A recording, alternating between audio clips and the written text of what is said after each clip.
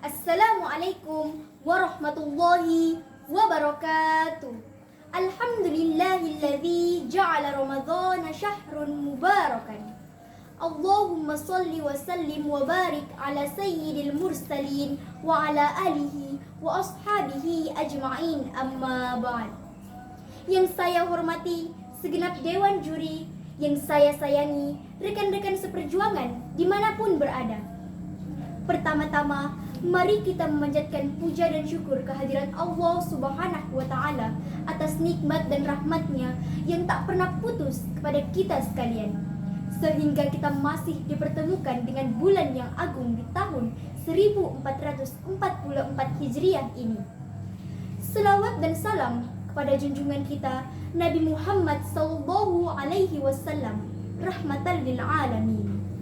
Juga kepada keluarga, sahabat-sahabatnya, dan para pengikutnya yang terus memperjuangkan agama Islam di muka bumi ini.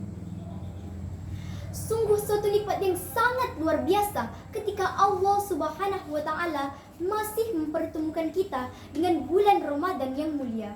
Semoga kita dapat merebut peluang untuk mendapatkan rahmat dan maghfirah Allah Subhanahu wa Ta'ala.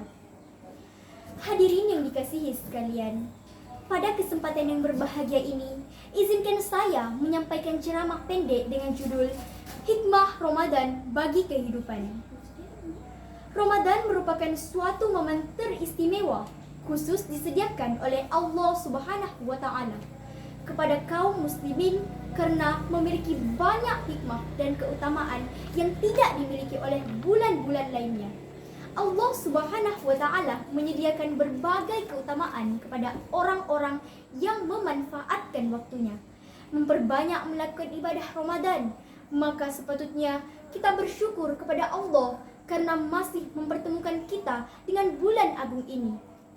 Ada beberapa hikmah Ramadan yang perlu kita ketahui untuk dijadikan motivasi dalam menjalankan ibadah Ramadan, dan diantaranya adalah: pertama, upaya menggapai derajat takwa. Semua ibadah yang kita lakukan adalah untuk meningkatkan ketakwaan kepada Allah Subhanahu wa Ta'ala. Dan bulan Ramadan merupakan kesempatan terbaik untuk meraih derajat takwa tersebut. Sebagaimana firman Allah dalam surah Al-Baqarah ayat 183. Bismillahirrahmanirrahim.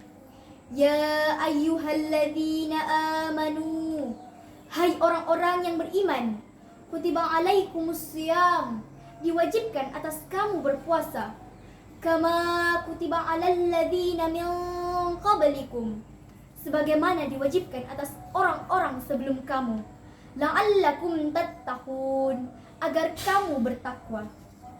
Ayat yang saya bacakan tadi menunjukkan bahwa di antara hikmah puasa Ramadan adalah agar seseorang hamba dapat menggapai derajat takwa. Mengapa, hadirin sekalian?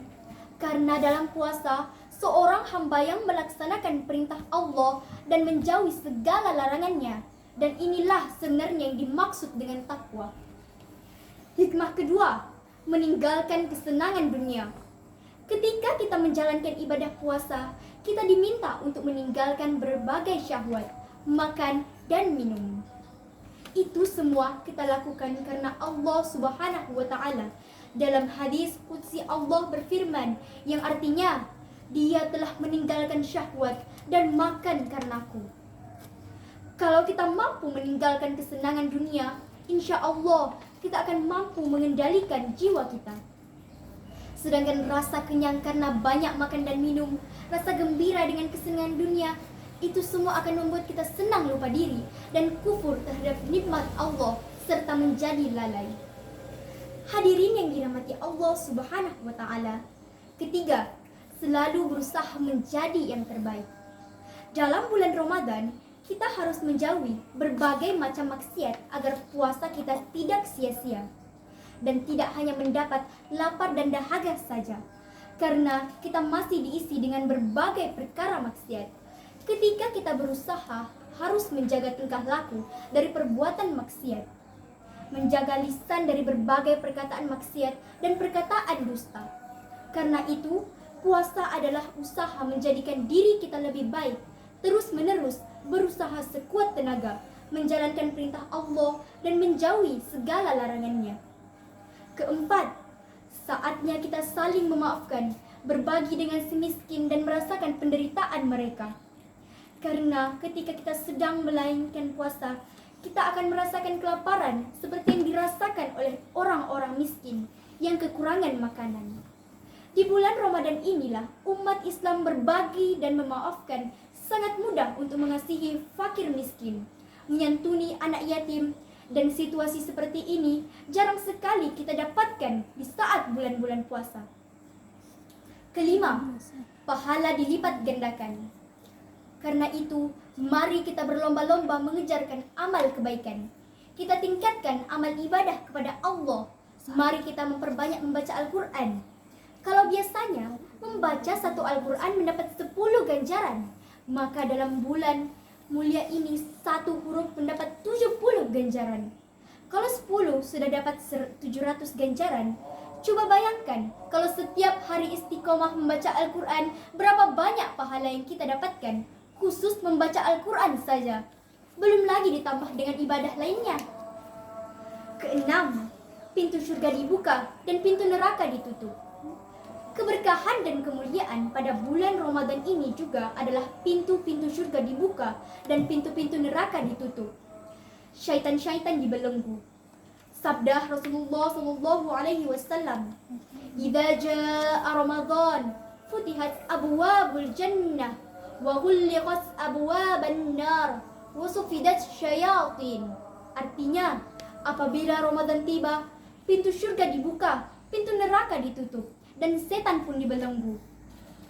Ketujuh, bulan maghfirah atau pengampunan.